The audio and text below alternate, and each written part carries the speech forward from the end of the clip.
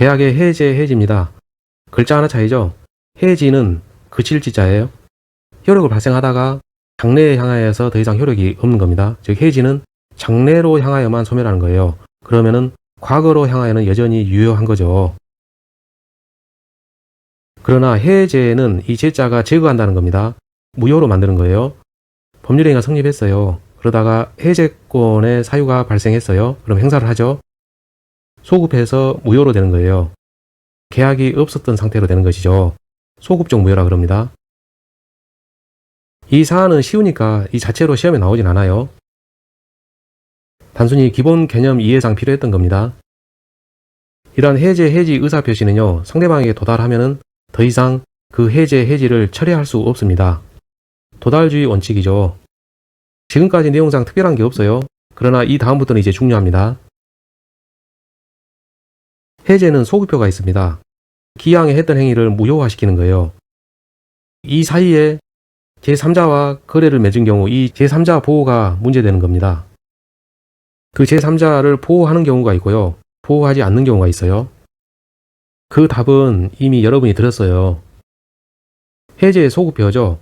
과거로 향하여 무효로 된다. 뭐가 무효로 되죠? 계약이 없었던 것으로 되는 것이죠. 따라서 채권, 채무 이게 없었던 것으로 되는 겁니다. 채권 이런 분들은 보호를 못 받는 거예요. 뒷부분 읽으면 이렇게 되죠. 채권을 양수했던 사람, 채권을 압류한 사람 보호를 받지 못합니다. 왜냐하면 이 채권 자체가 없어졌기 때문에 그래요. 그러나 물권을 취득한 사람은 보호가 됩니다. 대표적인 게 소유권이죠. 그리고 소유권 관련해서 소유권 이전 등기 청구권을 목적으로 한 가등기 이 경우도 보호가 됩니다. 소유권과 관련되기 때문에 그렇죠. 그 다음에 가압류 채권자, 이 채권자 이 부분 읽으면 안 돼요. 무엇을 가압류했는가 이걸 보셔야 됩니다. 목적물, 채권이 아니죠. 목적물이죠. 따라서 이 경우에는 보호가 됩니다. 재강조합니다. 이 뒷부분을 읽어서 안 된다 그러면 안 되고요. 앞부분 뭘 압류했느냐, 뭘 가압류했느냐 이 부분을 읽으셔야 돼요. 무엇을 가등기했느냐, 취득한 게 뭐냐, 즉 앞부분이 물권이나 물건이어야 됩니다. 그 경우는 보호가 되는 거고요. 이 앞부분이 채권인 경우에는 보호가 안 됩니다. 이 채권은 해제의 소급효에 의해서 소멸했기 때문에 그래요. 그러나 이 물권은 남아있는 것이죠. 그렇기 때문에 보호가 되는 겁니다. 이 부분 보시죠. 암기 방법 먼저 봅니다. 해제 후는 선의만 보호합니다. 후선이죠. 그림으로 그립니다. 등기를 했어요. 그리고 해제했습니다. 해제권 행사한 거죠. 그러면은 이 등기를 말소해 줘야죠. 등기를 말소합니다. 첫 번째 사안, 해제 전에 이해관계를 맺은 제3자 보호. 해제 이전에 맺은 이 부분이죠. 이때 이해관계를 맺은 제3자가 존재한 겁니다. 이 경우에 제3자는요, 보호의 대상이 되죠. 선이이건 악이이건 불문하고 제3자는 항상 보호해 줍니다. 언제 그렇다는 거죠? 해제 전에 그렇다는 겁니다. 이에 반해서 해제 후에 말소등기 전, 즉 이 부분이죠. 해제 후 말소등기 전. 이 사이에 이해관계 맺은 제3자는요. 악의자는 보호하지 않고 선의자만 보호합니다. 자, 우리는 문제를 풀어야 되죠. 외워야 됩니다. 해제 후는 선의만 보호한다. 이게 통으로 암기되시는 분은 이렇게 통으로 암기하시고요. 통으로 안 되시는 분들은 후선 이렇게 암기하는 게 좋아요. 해제 후는 선의만 보호하고요. 해제 전에는 모두 다 보호해 줍니다. 채무자의 기책사유로 인한 이행지체가 있으면요. 즉 채무자의 기책사유죠. 그 경우에는 우리가 앞에서 위험부담에서 배웠었죠. 해제할 수 있습니다. 여기서 채무자는 누구죠? 무도, 즉 매도인이죠. 이게 우리가 앞 강의에서 배웠던 내용이고요. 이번에 우리가 알아야 될 것은 최고입니다. 이 부분을 외우셔야 되죠. 이행을 지체한 경우에는 최고를 거쳐야 됩니다. 상당한 기간을 정하여 최고하고요. 그 기간이 경과한 후에도 여전히 이행을 하지 아니한 경우에는 그때서야 해제권이 발생하는 거예요. 이행을 지체한다 해서 바로 해제권이 발생하는 게 아닙니다. 이행 지체의 경우에는 반드시 최고를 거쳐야 돼요. 그리고 나서 해제권이 발생하는 겁니다. 이 부분 잘 암기가 안 되시는 분들 이렇게 하시죠. 치읓, 치읓끼리 연결이 돼 있어요. 지체, 최고, 해제권 발생입니다. 참고로 이 상당한 기간은요. 객관적 기간이에요. 객관적으로 상당한 기간입니다. 주관적으로 상당한 기간이 아니에요. 첫 번째 줄에서 제일 중요한 거, 지체의 경우에는 최고를 요한다는 겁니다. 이게 제일 중요해요. 이걸 잊어버리면 안 됩니다. 치읓과 치읓이 만나는 거예요. 그러나 이 경우에는요, 최고가 필요 없습니다. 즉, 최고에서 말하는 상당한 기간을 주는 그런 절차가 필요 없어요. 즉시 해제권이 발생하는 거죠. 최고 통지라는 번거로운 절차가 필요 없어요. 즉시 해제할 수 있습니다. 그러려면 그만한 사유가 있어야 되죠. 불능인 경우입니다. 앞으로도 안 됩니다. 어차피 불능이었기 때문에 아무리 기다려도 안 돼요. 상당한 기간 줘도 안 됩니다. 어차피. 따라서 즉시 끝냅니다. 최고 없이 즉시 해제할 수 있는 것이죠. 외우는 방법. 불능, 앞으로도 안 되니까 즉시 끝내. 이렇게 외우세요. 정기행위에서 지체한다. 정기행위는 이런 겁니다. 기출문제 있는데 결혼식이 있어요. 결혼식은요, 그날 지나가면 두 번 다시 안 해요. 이혼해가 새로 결혼한 그런 얘기 하지 말고요. 결혼식은 두 번 다시 안 옵니다. 따라서 그 날짜 다시 와나 즉시 끝내예요. 이 즉시 끝내가 뭐죠? 최고 필요 없이 바로 해제하면 된다는 거죠. 정기, 정자가 정할 정자예요. 그 이행기를 정했다는 거죠. 단순히 날짜 정한 것은 안 되고요. 이 날짜를 놓치면은 목적을 달성하지 못한 경우거든요. 그거는 나중에 문제 풀이에서 다시 설명드릴게요. 그 날짜 다시 안 옵니다. 그래서 즉시 끝내 이렇게 되는 거예요. 정기행입니다. 채무자가 미리 거절 의사를 표시하면은 그래 해놓고 즉시 끝내주면 됩니다. 어차피 안 하겠다고 확실하게 표시했으면 그걸로 끝인 거예요. 그래서 즉시 끝내주면 되는 거예요. 최고가 필요 없습니다. 이 세 개를 이대로 반복하셔가지고 암기를 하셔야 돼요. 해제, 해지 관련해서 불가분성입니다. 나눠서는 안 된다는 거죠. 당사자들이 수인이 있어요. 여러 명이 있습니다. 이쪽에도 여러 명이 있고 이쪽에도 여러 명이 있어요. 그러면은 전원이 전원에 대해서 해야 되는 거예요. 즉 한 몸뚱이로 움직인다는 것이죠. 한 사람이 개별적으로 이렇게 하는 게 아니고 전원이 전원에 대해서 해야 됩니다. 그리고 이 소멸하는 경우도 시험에 나오거든요. 한 사람에 대해서 해제권이 없어지면요. 즉 여기에서 해제권이 없어지게 되면은 다른 당사자에 대해서도 해제권이 없어집니다. 다 없어지는 거예요. 결국은 한 몸뚱이로 같이 움직인다는 소리입니다. 불가분성이죠. 법정해제. 법에서 규정한 해제 사유가 있으면 해제되는 거죠. 법정해제입니다. 그리고 해지한 경우, 이러한 경우라도 배상 청구를 할 수 있다는 거죠. 관련하여 착오에 의한 취소도 가능합니다. 해제, 해지에서도 착오에 의한 취소도 가능하고요. 손해배상 청구도 가능해요. 해제, 해지 문제는 교과서 뒷부분에서 나오는 제도이고요. 착오 취소는 민법 총칙, 즉 앞부분에서 나오는 거잖아요. 둘 사이 거리가 너무 멀어요. 따라서 따로 논다 이겁니다. 착오 취소 요건 갖추면 취소하면 되는 거고요. 이러한 해제, 해지 요건 갖췄으면 해제, 해지하면 된다는 거죠. 물론 이론적으로 설명하면 이렇게 됩니다. 착오 취소, 즉 취소 제도를 활용하는 경우에는요. 손해배상 의무가 없어요. 돈을 안 물어줘도 되는 거죠. 그러나 해제, 해지, 즉 법정해제 이 경우에는요. 그리고 해지의 경우에는요. 손해배상 의무가 발생을 해요.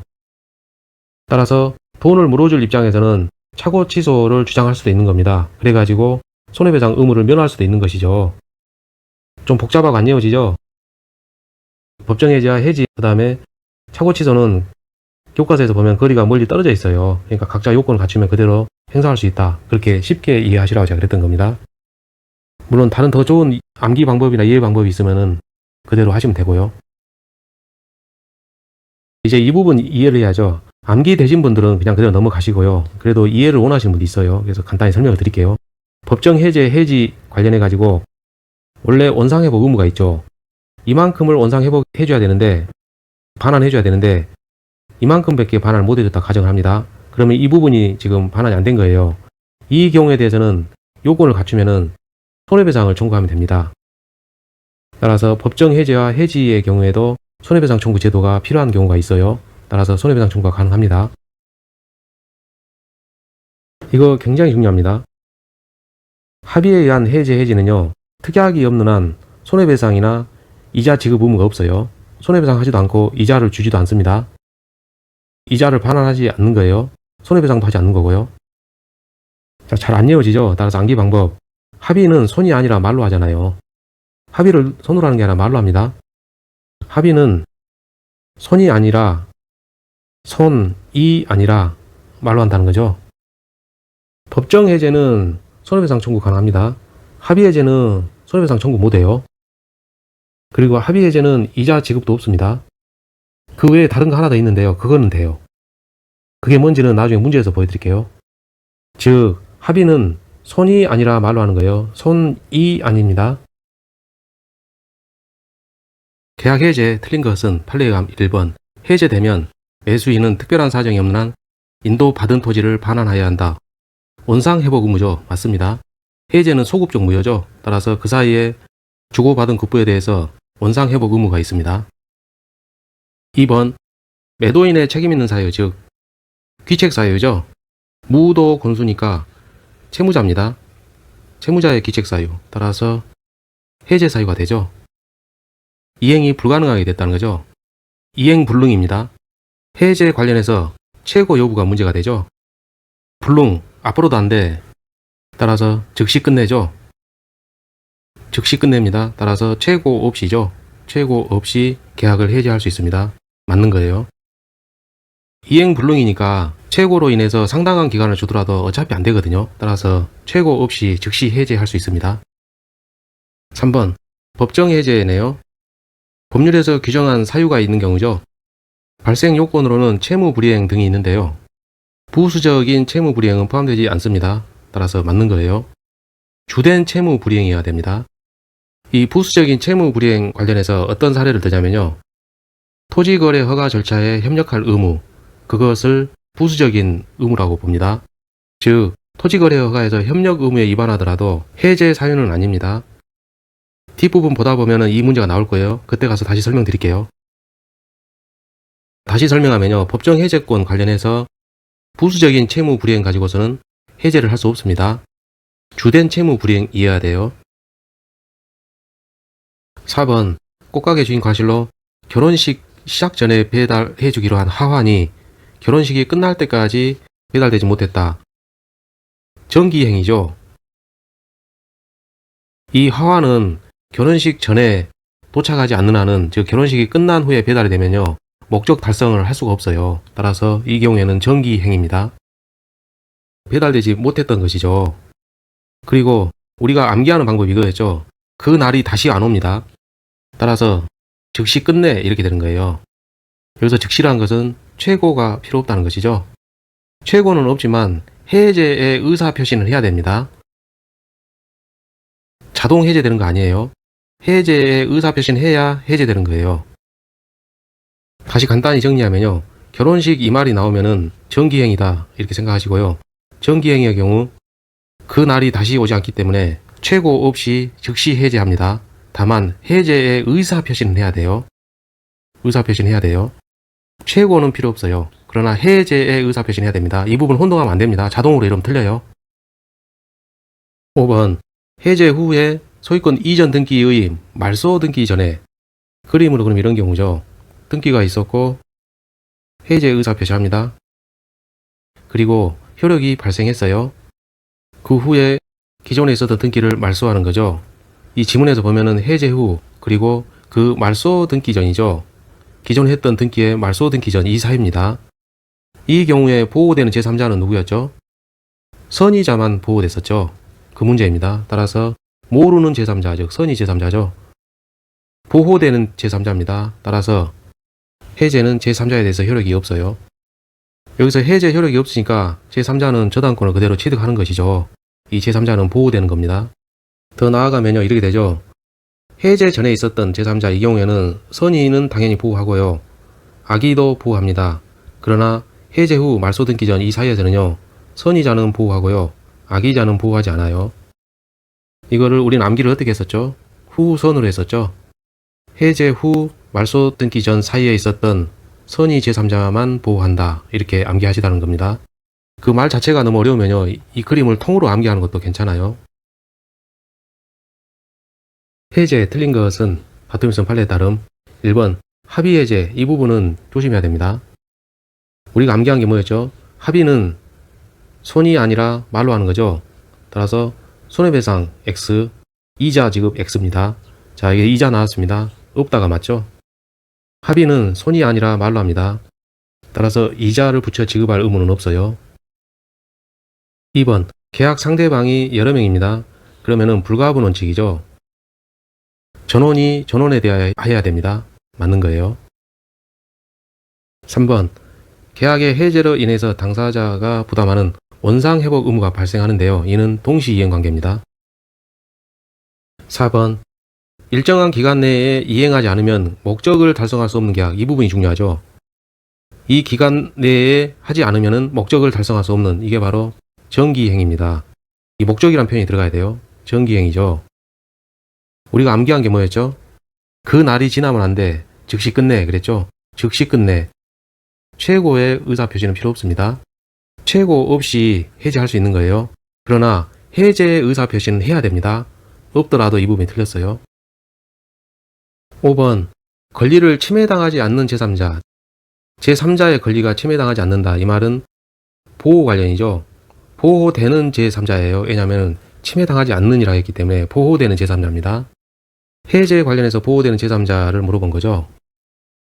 물권이나 또는 물건 자체를 취득한 사람은 보호가 돼요. 그러나 채권은 보호되지 않습니다. 채권을 양수한 자나 채권에 대해서 가압류한 자, 채권 압류자는 보호되지 않아요. 왜냐하면 해제로 인해서 소멸되는 것이 채권이거든요. 설문 보니까 채권이죠. 채권을 양수한 겁니다. 따라서 보호되지 않습니다. 않는다 했으니까 맞는 거죠. 해제 틀린 것은 판례에 의하면 1번 해제가 된 후에도 차고 취소를 할 수 있냐? 결론적으로 맞아요. 자, 이 부분은 이렇게 되죠. 해제의 경우에는 일단 원상회복 의무가 있어요. 그러나 회복되지 않은 부분이 있다면 손해배상도 해줘야 됩니다. 그 경우에 착오를 했다. 따라서 취소하고 싶다. 그러면은 즉 착오 취소하게 되면 어떤 현상이 벌어지냐면 손해배상 의무가 없거든요. 따라서 해제된 후에도 착오 취소를 주장할 실익이 이 손해배상 해줄 필요가 없다. 이 부분 때문인 거예요. 그런데 그와 같은 풀이 방법은 좀 복잡한 경향이 있으니까 총칙에서도 우리는 이걸 암기했었는데 어떻게 했었죠? 해제와 착오 취소는 제도 자체가 달라요. 따라서 요건을 갖췄으면 각자 행사할 수 있다. 이렇게 이해하는 방법이고요. 그리고 또 하나는 착오 취소는 민법 총칙 부분에 있어요. 그러나 지금 우리가 배우다시피 해제는 민법에서 지금 뒷부분이거든요. 계약법. 그렇기 때문에 양자의 거리가 너무 멀어요. 따라서 둘 다 가능하다. 이렇게 암기하기도 합니다. 편한 방법으로 하세요. 객관식은 답만 맞추면 돼요. 합의는 손이 아니죠. 말로 하죠. 합의는 손이 아니라 말로 합니다. 제3자 보호 규정 안 된다는 얘기를 안 했어요. 손이 안 된다 했죠. 따라서 이 경우에는 적용이 됩니다. 3번 매도인의 이행불능. 여기서 이 매도인은 누구죠? 무도 권수니까 채무자죠. 무도 권수에서 채무자입니다. 채무자의 이행불능 해제 사유죠. 앞에 이연부담 부분에서 배웠어요. 나머지 부분 읽어야죠. 대금의 변제 제공을 해야 한다. 결론적으로 이거는 틀렸어요. 앞부분이 지금 불능이죠. 불능은 앞으로도 안 됩니다. 상당한 기간을 줘도 즉 최고를 해도 어차피 안 돼요. 따라서 최고 없이 즉시 해제 가능한 거죠. 그리고 이 해제권 행사할 때 변제 제공할 의무는 없습니다. 하여야 한다 이런 부분 틀렸어요. 불능이기 때문에 그렇습니다. 불능이기 때문에 내가 변제 제공해도 어차피 상대방은 이행 제공이 없어요. 뻔히 그게 보이는데 왜 내가 변제 제공을 합니까? 그런 것은 없어요. 4번 질문 이거 조심해야 돼요. 이거 판례를 옮겨온 건데요. 이거 조심해야 됩니다.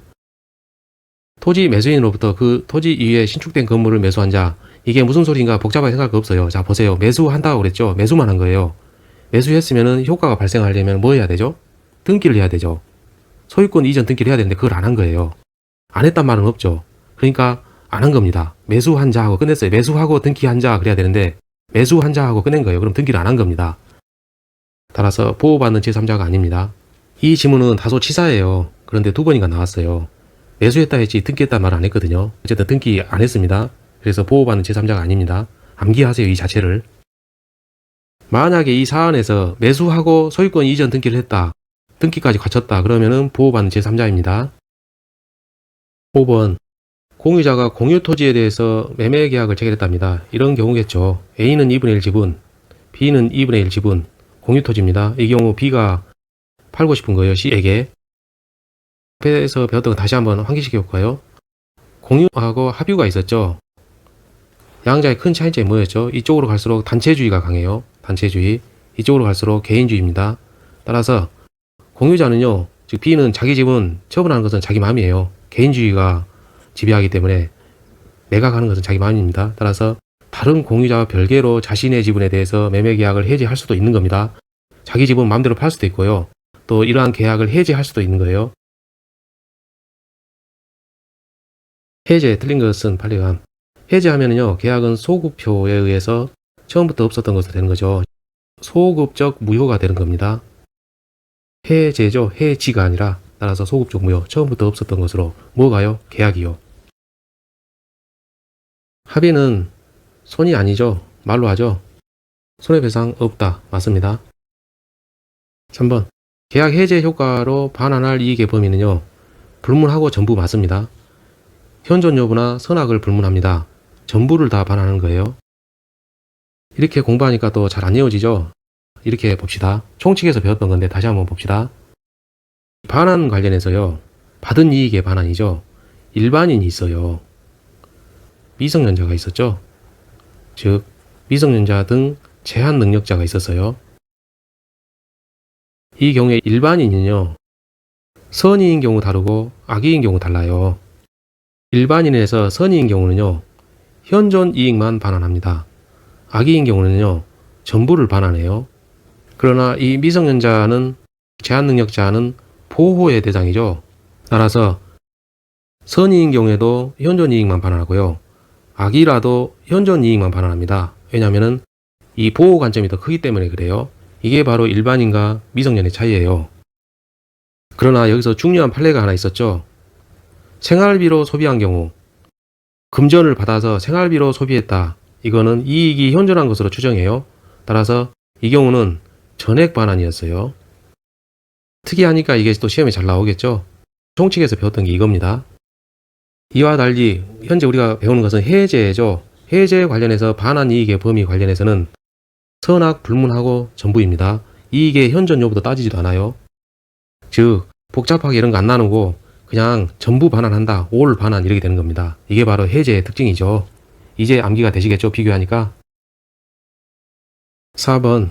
해제된 계약으로부터 생긴 법률 효과에 기초하여 해제 후 말소 등기 전. 자, 많이 봤던 거죠? 그림 그림 이런 경우입니다. 등기가 있었고요. 해제를 했어요. 그러면은 기존 했던 이 등기를 또 말소해야 되죠.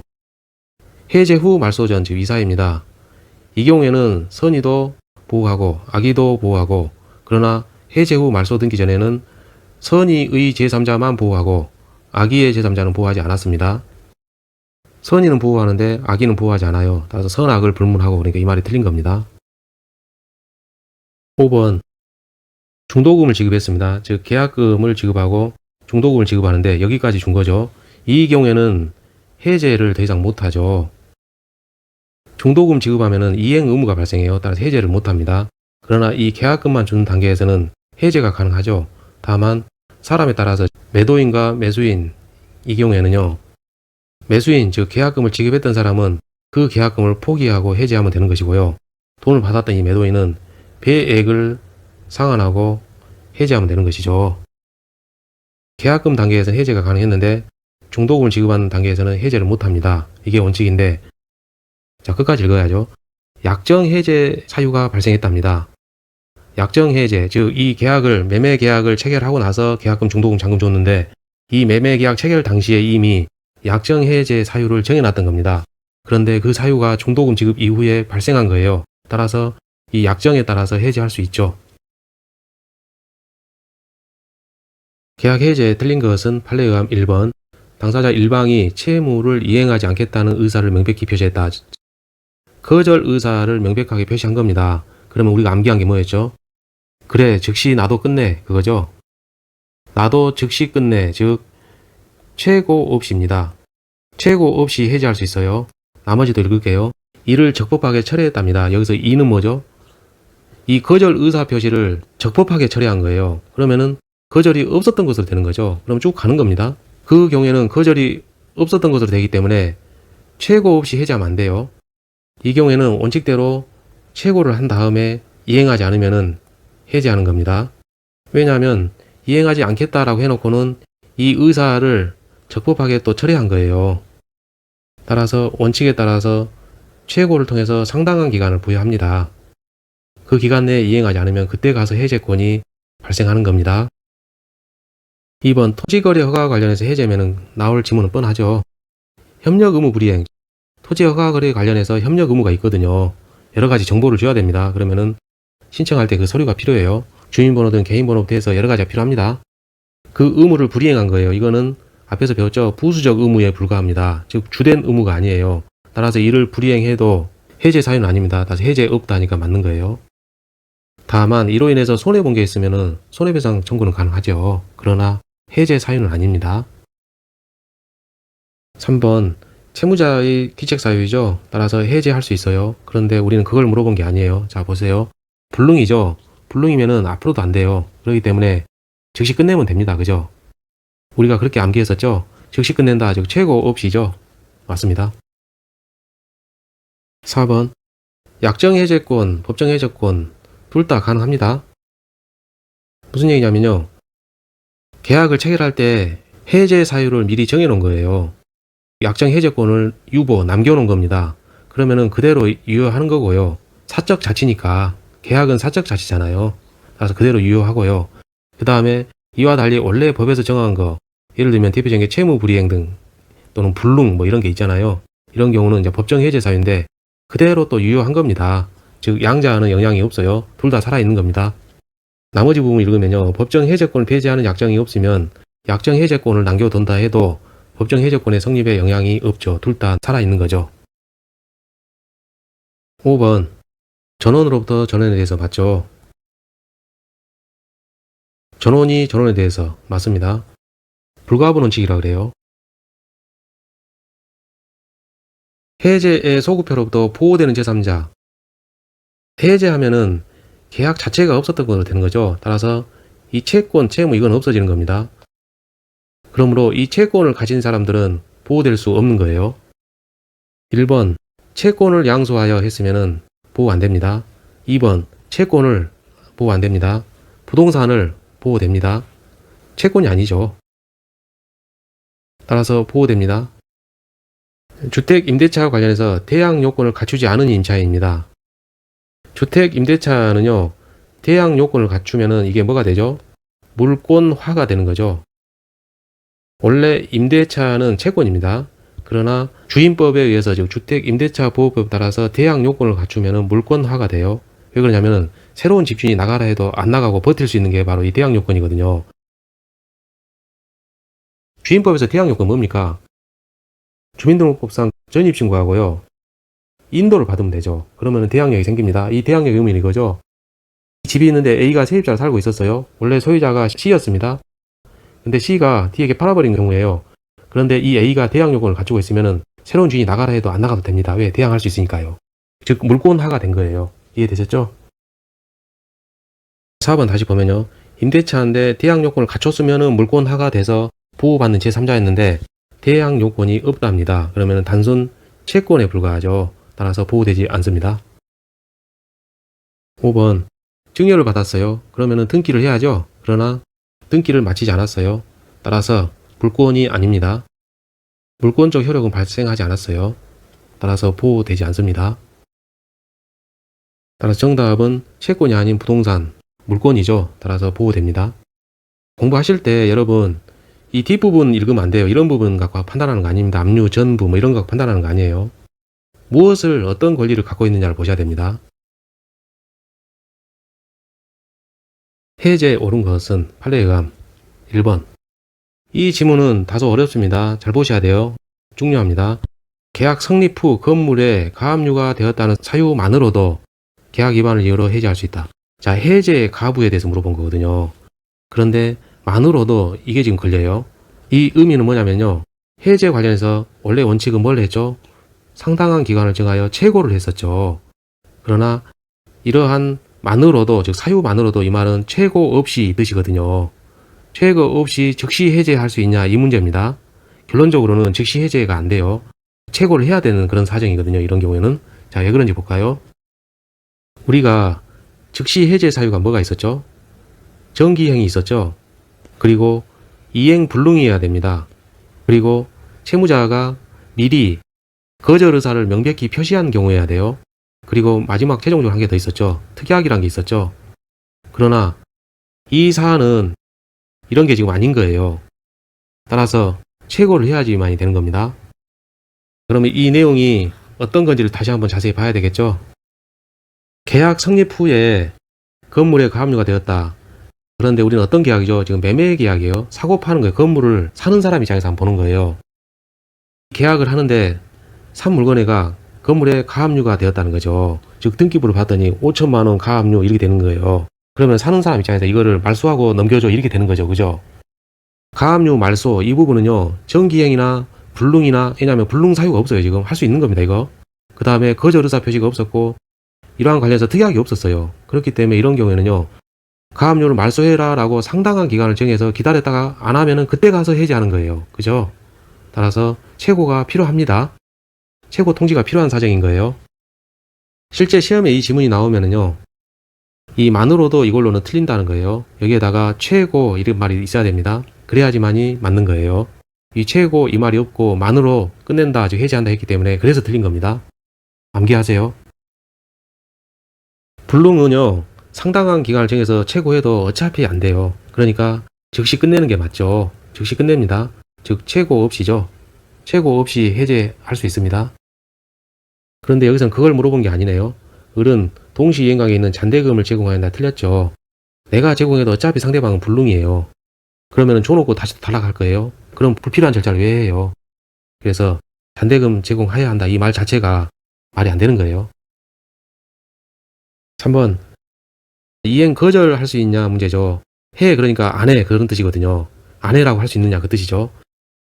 보니까 갑의 기책 사유로 인해서 이행지체를 이유로 계약을 해지하겠죠. 이행지체했으니까. 해제한 을이 계약이 전속함을 전제로 해제했는데 계약이 전속함을 전제로 할 수가 있나요? 이 전제 자체가 지금 틀렸어요. 해제를 하면요. 도달하면은 철회도 못하고요. 소급적 무효가 되는 거죠. 전속할 리가 없죠. 그래서 상대방에게 즉 갑에게 이행을 구한다는 것도 안 되는 거고 따라서 갑은 그 이행 요구가 오면요. 거절할 수 있습니다. 맞아요. 이 경우 이 을은 이상한 사람이에요. 그죠? 이렇게 암기하세요. 이상한 사람입니다. 그러니까 이 갑은 거절하면 됩니다. 4번 아까 나왔던 거 또 나왔습니다. 자 적법하게 해제했습니다. 그러면 차고 취소해도 되죠. 그만한 필요성이 뭐죠? 차고 취소하게 되면요. 손해배상 안 해도 되거든요. 5번 소제기로서 계약 해제권 행사한다. 위약금 달라면서 지급명령을 신청한 거예요. 법원에다가 신청했죠. 여기서 이 위약금은요. 해약금의 의미도 있거든요. 해약 즉 해제죠. 따라서 해제권 행사로 봤어요. 소제기 자체를 해제권 행사로 본 겁니다. 그 후에 이 소를 취하해버린 거예요. 취하는 누구에 대해서 했죠? 법원에 대해서 했겠죠. 그 경우 해제 효력도 소멸하느냐 이 문제거든요. 해제는요. 도달주의죠. 도달하면요. 그 후에는 더 이상 철회를 하지 못합니다. 따라서 해제 효력이 소멸하지 않아요. 여기서 이 취하는 뭐죠? 장래효죠.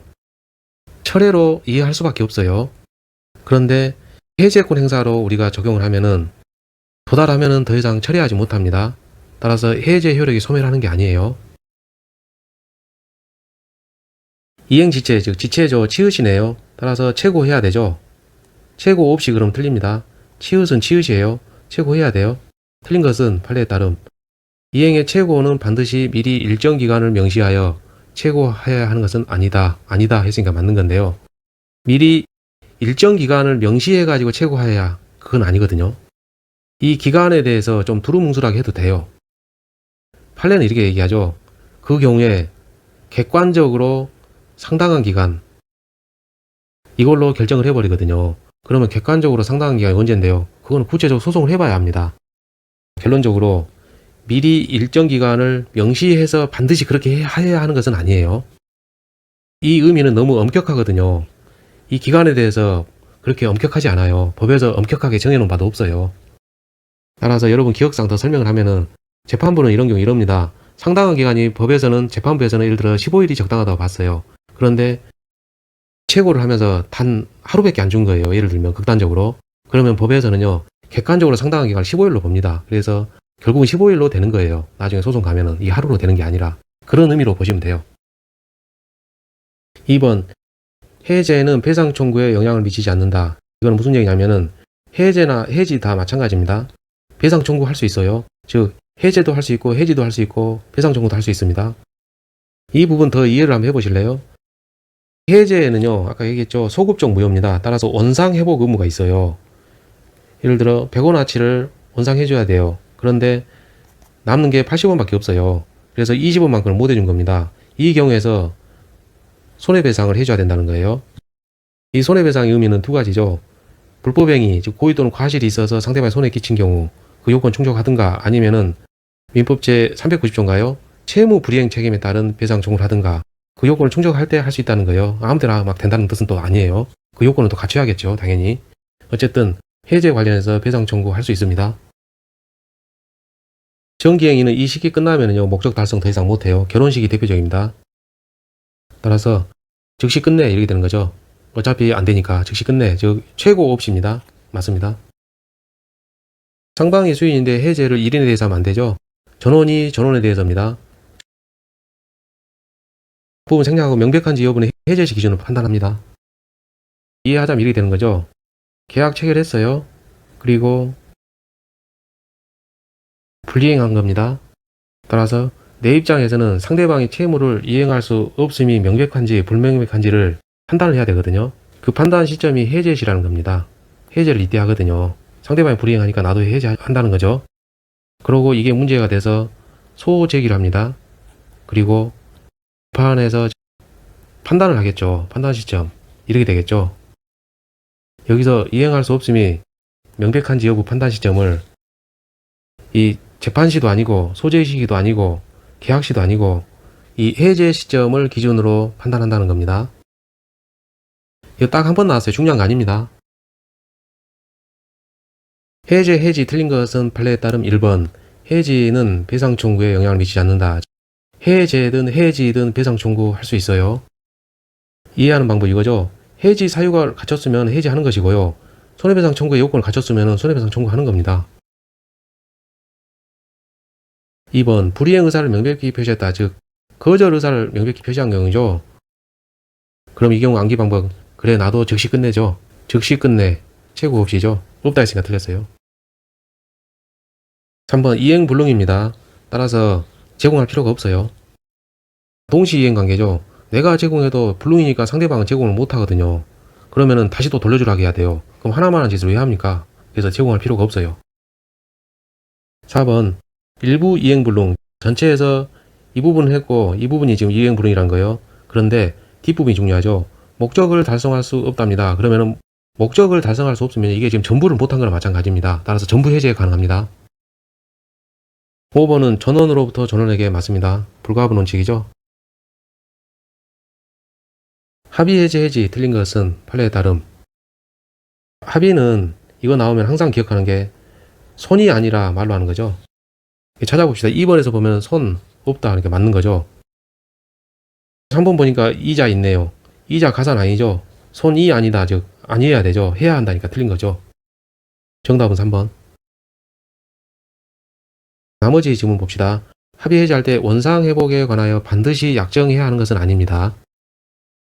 합의 해제라는 것 자체가 기존에 계약을 체결했고 그 다음에 다시 또 새로운 계약을 체결하는 거예요. 합의, 즉 다시 계약하는 거죠. 이거를 없애기로 다시 새로이 계약하는 겁니다. 계약, 이게 뭐죠? 사적 자치가 지배하죠. 개인적인 일이기 때문에 알아서 한다는 겁니다. 그런 관점에서 보면은요, 원상 회복에 관해서 반드시 약정하라 그런 법이 없어요. 법률 규정이 없다고요. 그래서 반드시 약정해야 하는 것은 아닙니다. 4번. 이 지문 앞에서 배웠던 거예요. 상대방이 변경을 가해서 승낙을 했답니다. 청약을 했어요. 승낙을 하면은 그대로 승낙을 해야지만이 효력을 발생하는데 변경을 가한 거죠. 또는 조건부 승낙도 마찬가지예요. 이 경우는 거절로 보죠. 그리고 동시에 새로운 청약으로 본다. 기억나시죠? 새로운 청약으로 본다. 청약을 거절했다는 거죠. 따라서 상대방이 했던 그 청약은 효력을 잃는 겁니다. 5번. 제3자의 권리를 해하지 못합니다. 이게 바로 원칙이에요. 그 후에 여러 가지 예외가 있었죠. 해제 시 보호되는 제3자에 해당하지 않는 자, 판례에 따름. 이 경우 보호되느냐 여부 판단하는 방법은 무엇을 취득했느냐 갖고 판단하는 겁니다. 채권을 취득한 사람은 보호가 되지 않는 거죠. 왜냐하면 해제의 소급표에 의해서 계약이 없는 상태로 되기 때문에 채권이 없어지기 때문에 그래요. 따라서 채권을 가지고 있는 사람은 보호되지 않습니다. 반면에 물권을 취득했다거나 또는 물건을 취득했다 이런 말이 나오면 보호되는 거예요. 기억, 채권을 양수하고 등등등 해서 뒤에는 있는 거 아닙니다. 채권자, 즉 보호 안 합니다.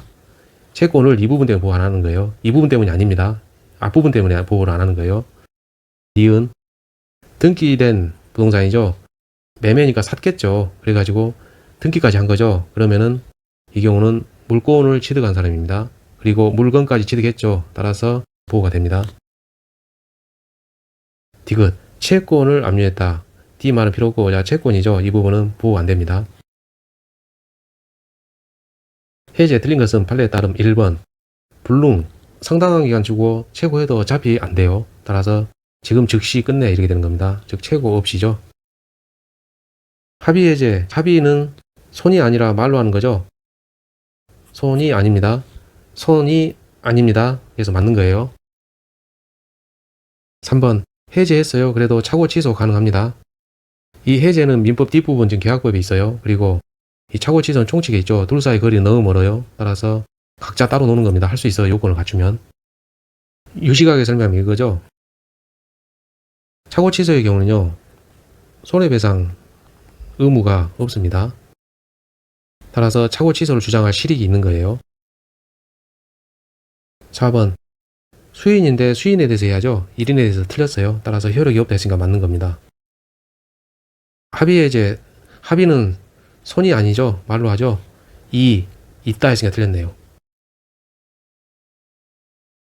법정 해제 옳은 것은 판례에 따름. 법정 해제는 채무불이행 등 법률 규정에서 정한 사유죠. 기억, 지문이 깁니다. 자, 이행 거절 문제죠. 해제되었답니다. 되었는데도 상대방이 계약이 존속함을 전제로 이상한 소리 하는 거죠. 이행을 가면 이상한 사람이에요. 그 이행 거절합니다. 해제되었으면 소급적 무효니까 존속할 리가 없죠. 이상한 사람이에요. 니은 원상회복 대상으로 매매 대금은 물론 수령한 지연손해금도 포함된다. 지연손해금은 지연이자를 생각하면 될 것 같아요. 즉 이자죠. 우리가 암기한 게 이거였죠. 합의 해제에서 합의는 손이 아니죠. 말로 하는 거죠. 합의 해제에서는요. 이자 지급이 없어요. 그러면 법정 해제에서는요. 이자 지급합니다. 따라서 지연이자 지급해야 돼요. 즉 수령한 지연손해금도 포함합니다. 디귿 법정 해제 관련 즉 해제에서 과실상계는 적용되지 않습니다. 과실상계는 이런 것이죠. 교통사고가 났어요. 차대차 사고가 났습니다. 이 경우 과실 비율이 예를 들면 2대 8입니다. 이쪽이 가해자죠. 더 크니까. 그러면은 과실상계 8에서 2를 빼면 되죠. 상대방만큼. 그러면 6입니다. 즉 60%가 되는 거죠. 피해자가 이쪽이죠. 피해자가 100원어치 손해를 봤어요. 그러면 60%만큼만 주면 되는 거죠. 당초는 80%였는데 상계에 의해서 20% 빼니까 60%만큼. 그러면은 100원 곱하기 0.6은 60원만 주면 되는 거죠. 이게 바로 과실상계예요. 과실 있으면 상호간에 계산한다, 퉁친다는 그런 개념을 보면 돼요. 그런데 이 전제 조건이 뭐죠? 자동차 사고 과실, 불법행위죠. 이러한 내용이 우리 계약 해제에 대해서 원상회복 관련해서는 적용되지 않습니다. 이 부분을요, 단순 암기로 하면은 나중에 기억이 안 나요. 그래서 억지로라도 우리가 외우기 쉽게 한번 말을 만들어 볼게요. 만들어도 됩니다. 이 부분은. 해제 관련해서 우리가 앞에서 봤던 게 상당한 기간 있죠. 이 부분에서 아까 말씀드렸지만 두리뭉실하게 해도 됩니다. 그런데 이 과실상계는 결국은 뭐냐면은 손해배상 금액을 산정하는 거예요. 금액 산정. 이 금액 산정이 쉽겠어요? 당연히 복잡하죠. 당사자 간에 두리뭉술한 좋아하는 거 이런 계약 해제 제도에서 금액 일일이 계산기 소수점까지 계산해서 해라 그러면 싫어해요. 그래서 이런 경우는 적용하지 않습니다. 저는 이렇게 사실 암기하고 있어요. 이렇게 하면은 평생 안 잊어먹습니다. 합의 해제. 합의가 나오면은 손이 아니라 말로 하죠. 틀린 것은 판례에 따름. 1번에 바로 나오네요. 손이 아니다. 이자는 없다죠. 맞습니다. 2번 쌍방은 자기 채무 이행 제공 없이 합의해서 계약 해제할 수 있다. 합의에 의해서 해제하는 거죠. 이제 별도의 계약입니다. 기존의 계약은 계약대로 놔두고 별도로 이것을 없애자라고 합의하는 거예요. 별도로 합의하는 겁니다. 따라서 당사자가 알아서 할 일입니다. 자기 채무 이행 제공 없이 당사자가 알아서 할 일이에요. 3번 합의 해제 소급표. 해제는 이제 소급표가 있거든요. 이런 경우에 법정에도 마찬가지지만 즉 해제죠. 제3자가 권리를 해하지 못합니다. 원칙을 얘기한 거예요. 맞죠? 4번 합의는 손이 아니죠. 손이 아닙니다. 있다 했으니까 틀렸어요. 5번 매도인이 해제를 주장하면서 수령한 대금을 공탁했다는 거죠. 공탁소에 맡긴 거에 찾아가라고. 그러니까 매수인이 찾아갔어요. 수령했죠. 이게 중요합니다. 이의 없이 수령한 거예요. 그러면은 해제를 받아들인 겁니다. 따라서 합의된 거나 마찬가지죠. 본다 하니까 맞는 거예요. 만일에 이 부분에서 바꾼다면 이렇게 되겠죠. 이의를 유보하고 합의금 수령했다. 그러면은 달라질 수 있는 거예요. 합의는 손이 아니라 말로 하죠. 손이 아니죠. 있다 했으니까 틀렸어요. 손이 아니죠. 이자 없다죠. 맞습니다. 3번 매도인으로부터 매수인에게 이전되었던 소유권은 합의 해제한 경우 매도인에게 복귀하는데 당연히 복귀합니다. 이게 무슨 얘기냐면 당연히는 등기 없이죠. 즉 말소 등기 없이도 당연히 복귀합니다. 왜 그러죠? 매매 계약을 체결했어요. 그 다음에 돈 주고 잔금까지 준 다음에 등기를 했습니다. 그 후에 합의 해제했어요. 합의 해제는 소급표죠. 없었던 것으로 되는 거죠. 그러면은 법률 행위 자체가 즉 계약이 없었던 것으로 됐던 겁니다. 그러면은 그로 인해 이루어진 물권 변동도 없었던 것으로 되는 거죠. 따라서 그러한 논리에 기초하면은 당연히 복귀하는 겁니다. 즉 말소 등기 없이도 온 주인에게 되돌아가는 거예요. 온 주인이 소유자입니다. 법적으로도요. 4번 합의 해제 소급표는 법정 해제 경우와 같이 제3자가 권리를 해하지 못하는 원칙을 말한 겁니다. 공탁했는데 이의 없이 수령했습니다. 그러면은 합의 해제된 것으로 보죠. 이의 없이 수령했기 때문에 이의 유보 아닙니다. 이의 없이 수령했어요. 따라서 합의 해제입니다. 을은 변제기가 지났음에도 지급하지 않고 있다. 이행 지체의 문제죠. 치읓은 치읓끼리 만납니다. 따라서 이 경우는 최고를 요하죠. 기억 최고 없이 했으니까 틀렸어요.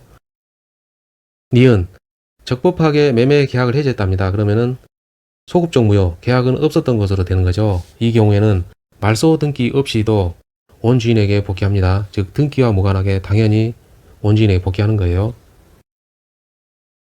디귿 해제했답니다. 계약을 해제했어요.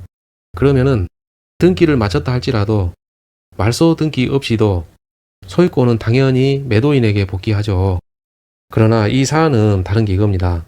을이 원래는 매수인이었어요. 을에게 매도했으니까 매수인입니다. 을이 병에게 또 판 거예요. 병은 제3자입니다.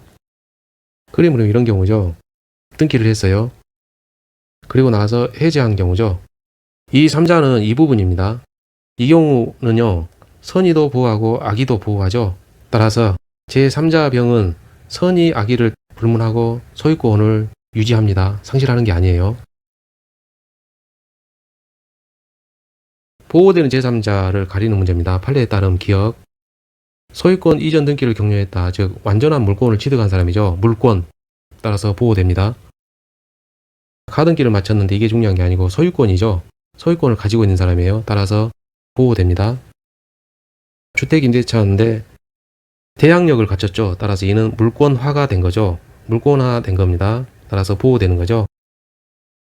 리을. 이 치사한 문제 또 나왔네요. 매수만 했다 이렇게 돼 있지 뒤에 등기했다 이 말이 없어요. 따라서 이 경우에는 아직은 보호되지 않습니다. 물권 취득이었기 때문에 그래요.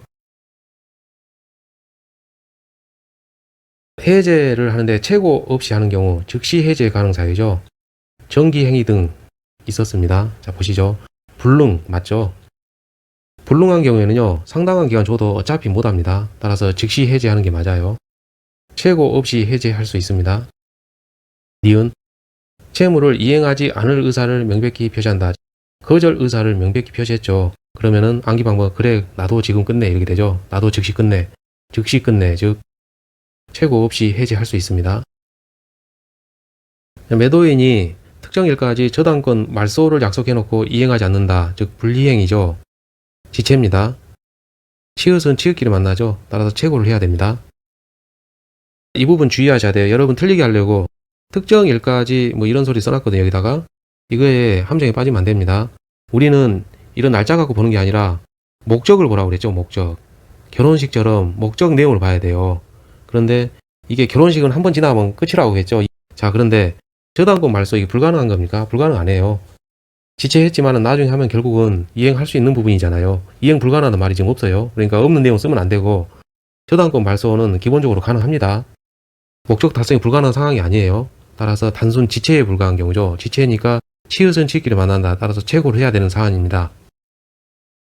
갑이 전대한 후에 담보물을 제공하기로 약정해놓고 이행하지 않았다는 거죠. 즉 이행 지체입니다. 치읓은 치읓끼리 만나죠. 따라서 최고해야 됩니다. 해지네요. 틀린 것은, 자, 해지는 장래예요죠. 소급표가 아닙니다. 판례에 따르면 1번. 무시적으로 가능합니다. 법률에서 명시적으로만 할 거 그런 말 없어요. 따라서 명시, 묵시 둘 다 가능합니다. 자, 도달하면 도달주의죠. 철회 못합니다. 도달하면 그 의사표시가 확정되는 거예요. 따라서 철회하지 못해요. 임대차인데 이 부분이 포인트가 아니고 토지 임대차입니다. 주택이나 상가 임대차가 아니에요. 기간에 약정이 없는 경우 언제든지 임차인이든 임대인이든 가리지 않고 언제든지 해지 통고할 수 있습니다. 토지 임대차니까 그래요. 그러나 주택이나 상가의 경우에는요, 최단 기간 제한이 있죠. 주택은 2년, 상가는 1년이죠. 그러나 특별법까지 여러분이 하셔야 되는데, 이 경우에 임차인은 2년 이내 또는 1년 이내도 주장할 수 있죠. 그거는 나중에 특별법에서 공부하세요. 4번, 소멸에 대한 겁니다. 한 사람에 대해서 소멸하면은요, 해지권 소멸하면은 다른 사람에도 소멸합니다. 불가분이죠. 불가분 뭐죠? 한 몸뚱이로 같이 간다는 겁니다. 항상 한 사람이 없어지면 나머지도 없어지는 거예요. 다. 합의해지, 손이 아니라 말로 하죠. 손이 아닙니다. 이가 아닙니다. 하여야 한다 했으니까 틀렸어요.